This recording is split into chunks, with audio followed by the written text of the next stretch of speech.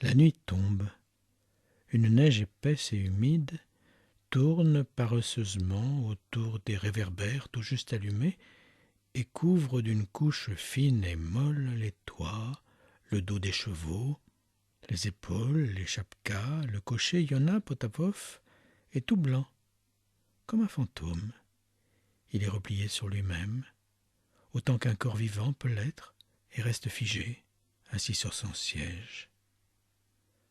Que toute une congère lui tombe dessus, et même là, semble-t-il, il ne jugerait pas utile de se débarrasser de la neige.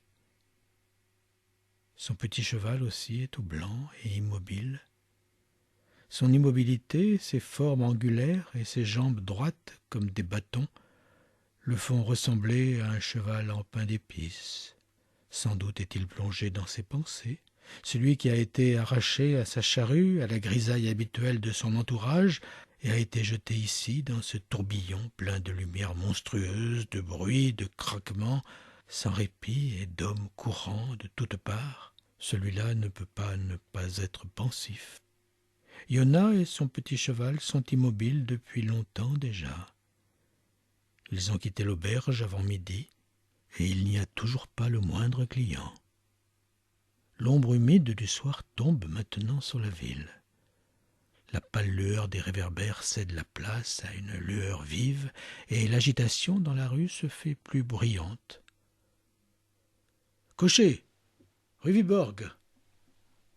entend Yona. « Cocher !» Yona a un frisson et voit à travers ses cils gelés sous la neige la tête encapuchonnée d'un militaire en tenue. « Rue Viborg !» répète le militaire. « Mais tu dors ou quoi ? À Viborg !» En signe d'acquiescement, Yona tire sur les rênes, ce qui fait tomber les couches de neige de ses épaules et du dos de son cheval. Le militaire s'installe dans le traîneau. Le cocher fait claquer sa langue, allonge le cou comme un cygne, se soulève un peu et, plus par habitude que par nécessité, lève son fouet. Le cheval allonge également le cou, plie ses jambes semblables à des bâtons et se met timidement en route. « Où tu vas, abruti ?» hurle très bientôt une voix venue de la masse sombre qui vient et qui va. « Qu'est-ce que tu fais là ? Tiens ta droite ! Tu sais pas conduire ton cheval, tiens ta droite !» se fâche le militaire. Le cocher de la voiture d'en face jure. Un passant qui traversait la route et dont l'épaule est allée heurter la gueule du cheval envoie un regard courroucé et fait tomber la neige de sa manche. Yona, les coudes écartés, s'agite sur son siège comme sur des aiguilles et regarde à droite et à gauche tel un malade, semblant ne pas comprendre où il est et ce qu'il fait. « Allez, salaud !» plaisante le militaire. Ils cherchent tous à avoir un accrochage avec toi ou à tomber sous les pieds de ton cheval. Ils se sont donné le mot. Yona se retourne pour jeter un coup au passager et il remue les lèvres. Il veut manifestement dire quelque chose, mais aucun son autre qu'un sifflement ne sort de sa gorge. « Quoi ?» demande le militaire. Yona a un sourire crispé, fait un effort d'articulation et dit d'une voix sifflante : « Ben moi, Barine, ben voilà, mon fils est mort cette semaine. » « Et de quoi il est mort ?» Yona se retourne de tout son corps vers le passager et dit : « Qu'est-ce qu'on en sait ? La fièvre, sans doute. Il est resté 3 jours à l'hôpital et il est mort. C'est la volonté de Dieu. »« Range-toi, crétin, entend-on dans l'ombre. T'es aveugle, vieil abruti, ouvre les yeux. »« Avance, avance, dit le passager. À cette allure, demain, nous y serons encore. Accélère un peu. » Le cocher allonge à nouveau le cou, se soulève sur son siège et lève son fouet avec une grâce lourde.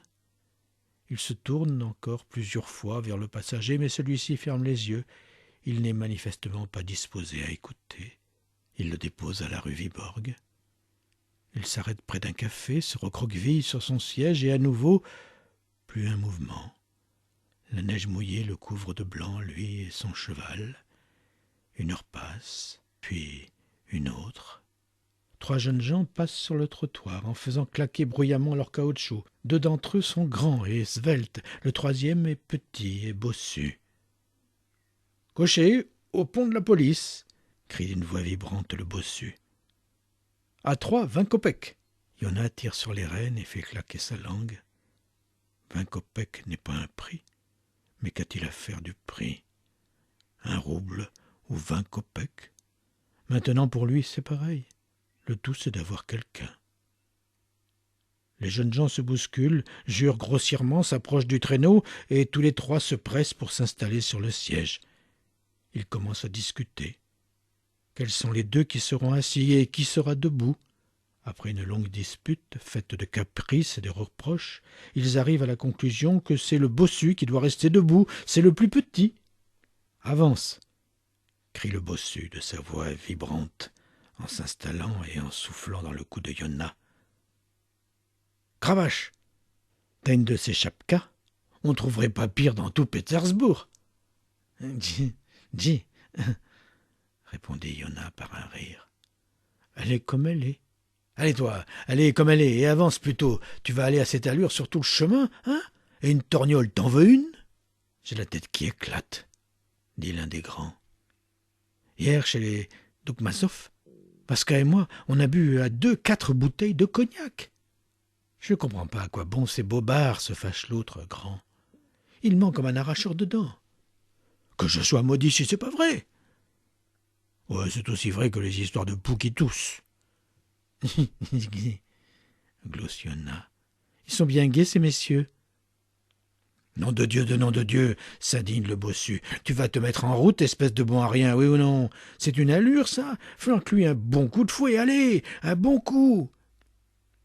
Yona sent dans son dos le bossu qui se tortille et perçoit les vibrations de sa voix. Il entend les injures qu'on lui adresse, voit les gens, et le sentiment de solitude se fait un peu moins oppressant.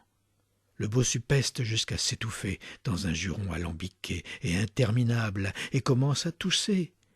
Les grands se mettent à parler d'une certaine Nadezhda Petrovna.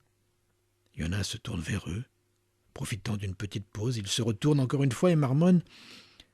« Moi, cette semaine, ben voilà, mon fils est mort. »« Nous mourrons tous, » soupire le bossu en s'essuyant les lèvres après avoir toussé. « Allez, cravache, cravache !»« Monsieur, je ne peux vraiment pas continuer un trajet comme ça. Quand va-t-il nous faire arriver ? Et toi, foille-le un peu, sur le coup. Vieux-moi rien, tu entends? Je vais t'en flanquer une, hein. Si on fait les délicats avec vous autres, on ferait mieux d'aller à pied, hein. Tu entends, vieil abruti, ou tu te fous de ce qu'on te dit? » Et Yona entend plus qu'il ne ressent le coup qu'on lui envoie dans la nuque. Et oui, oh, se met-il à rire. « Ils sont bien gais, ces messieurs. Que Dieu vous protège. »« Cocher, tu es marié ?» demande l'un des grands. « Moi ? Bien gais, ces messieurs. Maintenant, ma femme, c'est la bonne terre. Et oh, oh, la tombe, quoi. Mon fils, lui, il est mort et moi, je suis vivant. C'est bizarre, la mort s'est trompée de porte. Au lieu de venir chez moi, elle est allée chez mon fils. » Et Yona se tourne pour raconter la mort de son fils, mais à cet instant, le bossu dit, avec un léger soupir, que Dieu merci, ils sont arrivés. Yona prend les 20 kopecks, puis il suit du regard les fêtards qui disparaissent dans l'ombre d'un porche. À nouveau, il est seul, et de nouveau, c'est pour lui le silence.